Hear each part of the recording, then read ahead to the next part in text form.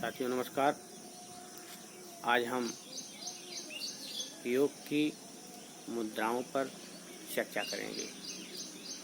योग मुद्राएं क्या होती हैं, उनका महत्व क्या है और उन मुद्राओं को हम कैसे करें। योग व्यायाम प्राणायाम में हमारी ये मुद्राएं, हमारी ये अवस्थाएं अपना विशेष महत्व रखती हैं। प्राणायाम करने से पहले हम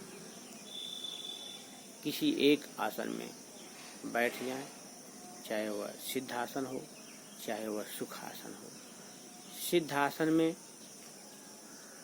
बैठने के लिए हम अपने पैर की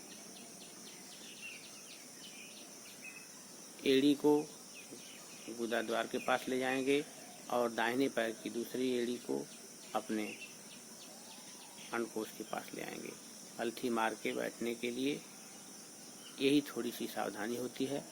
और इससे इतर दूसरी जो अवस्था है वह सुख आसन की है। सुख आसन में पूरी तरह से पलथी मार के बैठते हैं। तो किसी एक आसन में बैठ करके किसी एक मुद्रा में हम बैठ के योग की शुरुआत करें, प्राणायाम की शुरुआत करें। ये मुद्राएं हमारी हैं ध्यान मुद्रा, ज्ञान मुद्रा, आकाश मुद्रा या शून्य मुद्रा, पृथ्वी मुद्रा, वरुण मुद्रा या जल मुद्रा, वायु मुद्रा, अपान मुद्रा, अपान वायु मुद्रा।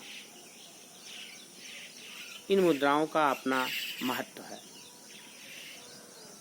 जिनको मेमोरी पावर में कमी हो, जिनको भूलने की क्रिया अधिक हो रही हो, जिनकी याददाश्त कमजोर हो, वह ध्यान मुद्रा, ज्ञान मुद्रा में प्राणायाम करें। जिन लोगों को जोड़ों, घुटनों में, कमर में तथा शरीर में दर्द रहती है, वायु संबंधी विकार हैं, वे वायु मुद्रा में प्राणायाम करें।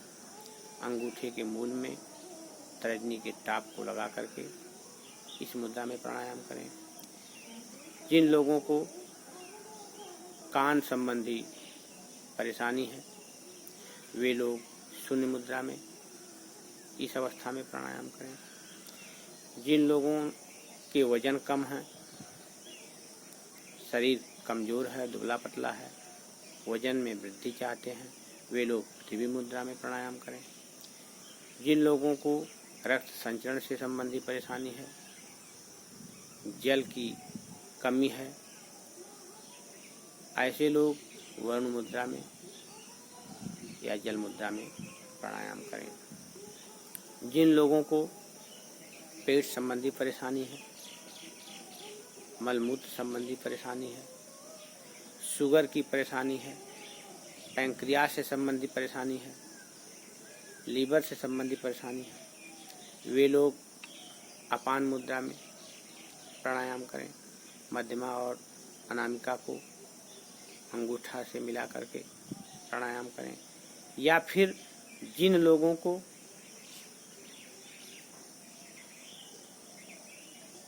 शुगर, पेट से संबंधित परेशानी तो है ही, साथ ही साथ जोड़ों में दर्द है, गठिया की प्रॉब्लम है, सियाटिका की प्रॉब्लम है तथा अन्य वायु संबंधी परेशानी है, वायु विकार से संबंधित भी उनको दोष है, परेशानी है। ऐसे लोग अपान मुद्रा के बाद अंगूठा में तर्जनी का टाप लगाएंगे तो अपान वायु मुद्रा है। तो किसी एक मुद्रा में बैठ करके प्राणायाम करें, ध्यान करें, तो निश्चित रूप से उन्हें लाभ मिलेगा। सांसों का एक सहारा है हमारा जीवन। अगर हमारी सांसें नहीं रहेंगी तो हम जीवित नहीं रह सकते। जिस दिन सांस रुक जाती है उस दिन हमारे प्राण पखेरु उड़ जाते हैं। तो इन्हीं सांसों को लेकर के हम जीवित हैं और इन्हीं सांसों को संयमित तरीके से, इन्हीं सांसों को एक सिस्टम से लेना, एक सिस्टम से छोड़ना, यही योग है। अगर हम सांसों को सिस्टम से लेते हैं और उसी सिस्टम से छोड़ते हैं तो हमारे शरीर में जो रोग विकार, असमय आँख, असमय कान, असमय सिर के बाल झड़ने, पकने, इस तरह की जो समस्याएं आती हैं, इन समस्याओं से हम बच सकते हैं। हम लोगों ने उस समय ध्यान नहीं दिया जिस समय बाल काफ़ी मात्रा में झड़ रहे थे। कंघी लगाते थे तो बाल ही बाल नजर आते थे। किंतु 15-16 सालों से जब से हमने प्राणायाम की शुरुआत किया, जब से हमने प्राणायाम को करना शुरू किया, तब से यह बाल जहाँ के थे वहीं रुके। तो साथियों, अगर हम अपने शरीर को स्वस्थ रखना चाहते हैं, अपने शरीर का ध्यान देना चाहते हैं, तो हमें निश्चित रूप से अपने दैनिक जीवन में योग, व्यायाम, प्राणायाम, आसन को अपनाना होगा। और मैं आज पूरी देश की जनता से वर्तमान परिस्थितियों में जो चल रहे हैं, वर्तमान दौर में जो हम गुजर रहे हैं, इस समय कोरोना महामारी एक विकराल रूप लेती चली जा रही है और इसका अभी तक कोई ऐसा ठोस उपाय नहीं आ पाया, कोई ठोस इलाज नहीं मिल पाया जिसकी वजह से हम इसका मुकाबला कर सकें।